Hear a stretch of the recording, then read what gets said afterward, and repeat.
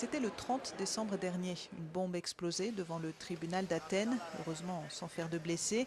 L'attentat a été revendiqué par un groupe, la conspiration des cellules de feu. La Grèce est confrontée à une nouvelle génération d'extrémistes. Les groupes qui agissaient à l'époque de la guerre froide avaient un bagage idéologique de type marxiste-léniniste. Mais on voit que cette nouvelle génération a un rejet. Elle ressent de l'antipathie, un dégoût si vous voulez, pour ces idéologies de gauche. Début novembre, une série de 14 colis piégés adressés à des ambassades et dirigeants étrangers a été interceptée.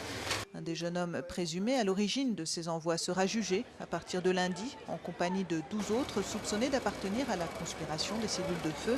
Mais sous quel chef d'accusation? L'appartenance à une organisation terroriste.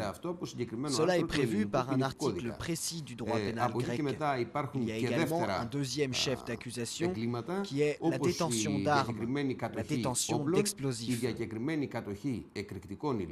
Et puis certains sont jugés également pour la mise en danger de citoyens. Les accusés encourent jusqu'à 25 années d'emprisonnement. La plupart d'entre eux ont en fait déjà été placés en détention dans une prison en haute sécurité dans la périphérie d'Athènes. C'est là, derrière les barreaux, que se déroulera le procès. On ne parle plus de jeunes engagés, mais de jeunes révoltés.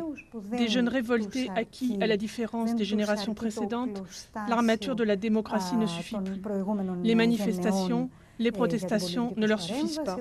C'est-à-dire ce que nous appelions, nous, la résistance.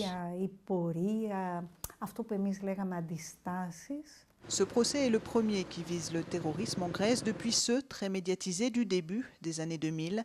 À la différence d'autres pays européens, la Grèce n'a donc pas encore tourné la page du terrorisme.